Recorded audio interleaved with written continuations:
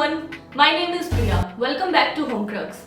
As you know, Halloween is just around the corner and we are in mood to create something cute yet creepy for the holidays. A couple days ago, we created this Bob the Ghost clay candle holder and today we are going to make some companions for it. So let's begin.